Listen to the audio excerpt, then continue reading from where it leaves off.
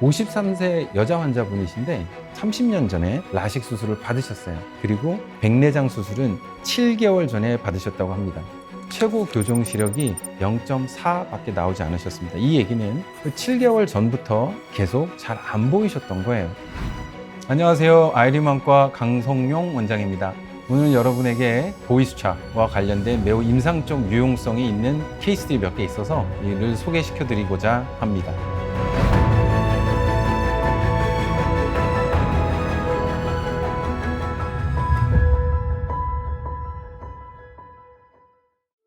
(1934년에) 프리츠 저르니케라는 박사님이 고위수차라는 개념을 처음으로 도입하셨고, 그 개념으로 1953년도에 위상차 현미경을 발명하셔서 노벨상을 수상을 하시게 됩니다. 프리츠 저르니케는 우리 눈의 저위수차, 즉 안경으로 교정이 가능한 난시, 근시, 원시 외에 눈에서 일어나는 빛번짐 현상들을 정형화하고 정량화할 수 있는 저르니케 폴리노미얼을 발명을 합니다. 이것이 얼마나 중요하냐면 지금 전 세계 안과에서 이것이 기본적으로 규범화되고 규제화돼서 모두가 통일되게 같은 정량화된 시스템을 쓰고 있기 때문에 저르니케 폴리노미얼은 상당히 중요한 개념입니다. 파도가 치게 되면은 그 파도의 앞면이 있듯이 빛이 매체에서 전진을 할 때 전진을 하게 되는 이 파도의 앞부분을 웨이브 프런트라고 얘기를 하고, 이 웨이브 프런트를 측정을 하는 기술이 기하급수적으로 발전을 해서 레이 트레이싱이라는 기술을 이용을 해서 정량화하고 측정을 하고 있습니다. 그런데 이러한 레이 트레이싱의 기술은 데이터의 덴시티, 즉 데이터의 밀도가 높은 장비들로 측정을 해야지 보다 더 정밀하고 정확하고 신뢰도 높고 재현 가능하기 때문에 데이터의 밀도가 높은 장비를 사용을 하는 것이 상당히 중요합니다. 페라미스라는 눈 전체의 웨이브 프런트를 보는 장비들은 42,000개의 데이터 포인트를 갖고 측정을 할 수가 있기 때문에 이제는 조금 더 신뢰 있고 재현 가능한 정확한 정밀한 데이터들을 우리가 눈에서부터 구현할 수 있다, 이렇게 말씀드릴 수 있을 것 같습니다. 실제로 케이스를 하나 보시죠. 이분은 25년 전에 라식 수술을 받으시고 지내시다가 백내장에 오셔서 저희 병원을 방문을 하시게 됐어요. 얼마 전에 사모님께서 다초점 렌즈로 백내장 수술을 받으시고 그 결과가 너무 좋아서 나도 이 수술을 이 렌즈로 해달라 라고 이제 찾아오셨어요. 각막 지형도를 같이 한번 보실까요? 각막 지형도를 보시면 제일 먼저 알 수 있는 것이 예전 라식 수술의 광학부가 너무 좁았구나, 또한 레이저가 중심에 이탈이 돼서 시축의 중심으로 수술받은 것이 아니라, 쉽게 설명드려서 빗 맞았구나를 알 수 있습니다. 2025년 현재의 기술로 구현되는 라섹 스마일 수술은 수술 후에 이렇게 큰 광학부를 갖게 되고, 여기에 보시는 지형도와 확연히 차이가 나는 것을 쉽게 알 수 있죠. 여러분, 여기 보이시는 이 빨간색 링이 보이시죠? 이것이 양성 구면수차예요. 저르니케 폴리노미얼 중에 하나고 우리가 S4라고 부르죠. 얘 때문에 우리가 밤에 앞에 있는 자동차 범퍼를 보면 그 빨간 브레이크 등이 퍼지게 보인답니다. 말 그대로 각막에서 바깥으로 빛을 퍼지게 만드는 양성 구면수차라고 이해를 하시면 됩니다. 그런데 이러한 각막 지형도에서는 단순히 양성 구면수차만 있는 것이 아니라, 예전에 라식 수술이 각막 정점, 즉 시축의 중심을 빗나가서 레이저가 조사가 됐어요. 예전에 브로드빔 레이저 시절에는 이러한 경우들이 좀 있었습니다. 하지만 대다수의 환자분들은 이렇게 수술이 작고 중심에 이탈이 돼도 크게 불편함을 모르고 살았던 경우가 많아요. 그것은 우리 눈에는 웨이브 프런트를 발생을 시키는 창이 2개가 있기 때문입니다.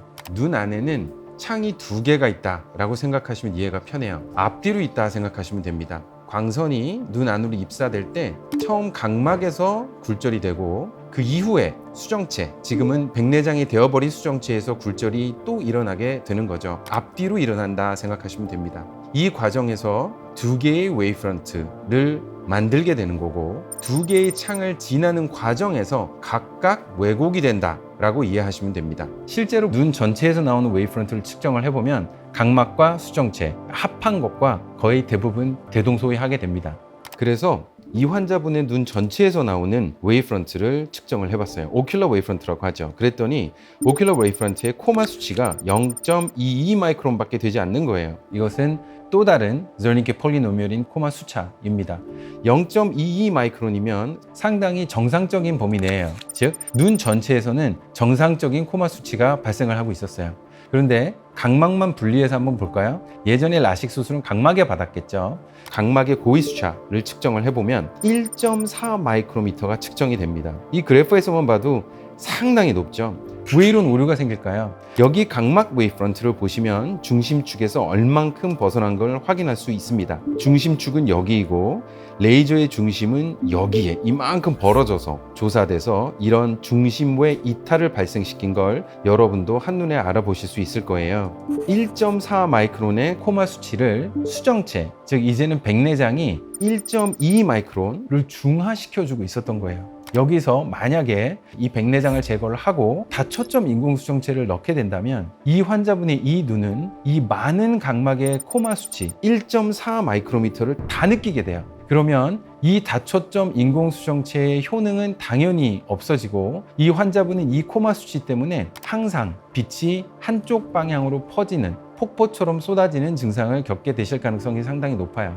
그래서 이 상태에서는 다초점 렌즈를 넣으시면 안 돼요.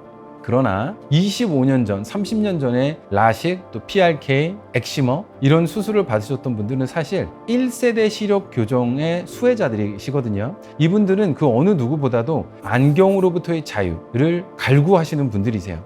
그래서 이분들에게 본인은 맨 처음에 라식 수술 때문에 각막의 중심의 이탈과 너무 작은 광학부로 인해서 구면수차가 너무 많으니 다초점 렌즈를 해드릴 수가 없고 수술은 단초점 렌즈로 하셔야겠습니다 라고 말씀을 드리면 항상 백내장 수술 후에 돋보기를 사용을 해야 되기 때문에 큰 불편함이 발생을 하고 이분들한테는 이것이 받아들여지지 않는 경우가 많아요. 이러한 경우에는 문제가 있는 각막을 먼저 고치고 그 후에 창상 치유가 다 된 다음에 백내장 수술을 해드리게 되면, 즉 비정상적인 각막을 정상으로 만들어 놓고 그 후에 백내장 수술을 하는 것이 다초점 렌즈 또는 이도프 렌즈를 넣을 수 있는 방법이 되겠습니다.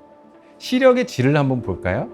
이 환자분의 눈 전체에서 나오는 시력의 질은 이렇게 보여지게 돼요. 그러나 각막에서만 나오는 시력의 질은 이것보다 훨씬 좋지가 않죠. 그것은 수정체가 각막에 있는 고위 수차들을 중화시키고 있었기 때문입니다. 물론 기존에 라식 수술을 받았던 눈이기 때문에 각막의 두께가 조금 더 얇아져 있고 강성도도 약해져 있을 거예요. 그래서 이러한 경우에는 각막을 정상화하기 전엔 반드시 각막의 강성도 검사를 해서 추가적인 수술이 가능한지를 확인을 해야 됩니다.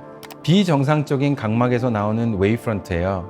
그리고 ORK-CAM이라는 소프트웨어를 이용을 해서 이 웨이브프런트를 중화시킬 수 있는 레이저의 어블레이션 패턴을 만들었습니다. 보시다시피 두 개가 상당히 일치하죠. 이 웨이브프런트를 가진 각막에 이러한 방식으로 레이저를 조사를 하게 되면 이 웨이브프런트를 중화시키고 비정상적인 각막을 다시 정상화시킬 수가 있는 거죠.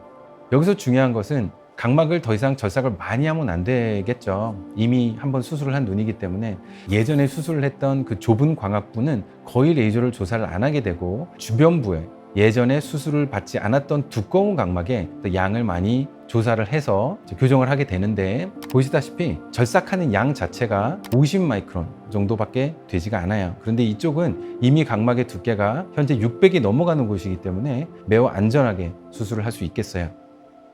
수술 전 웨이브프런트고요. 수술 후 3개월째 촬영한 웨이브프런트입니다.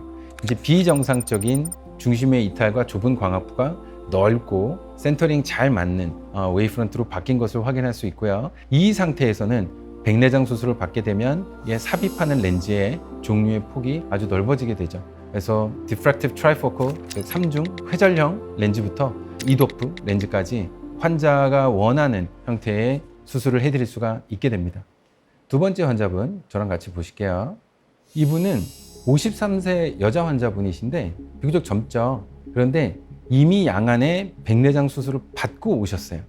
이미 백내장 수술은 잘 돼 있는데 렌즈도 잘 들어가 있고, 그런데 최고 교정 시력이 0.4밖에 나오지 않으셨습니다. 이 얘기는 아무리 도수를 바꾼 안경을 착용을 시켜 드리더라도 이 환자분의 시력은 0.4 이상 볼 수가 없었다는 거예요. 그렇다면 백내장 수술이 잘못됐나? 렌즈의 위치가 어긋났나? 그렇지 않았습니다. 렌즈 위치는 아주 좋았고 중심축에 잘 맞게 있었어요. 그러면 왜 이러한 교정되지 않는 시력이 발생을 한 걸까요? 여쭤보니 과거력상 이 환자분은 30년 전에 라식 수술을 받으셨어요. 그리고 백내장 수술은 7개월 전에 받으셨다고 합니다.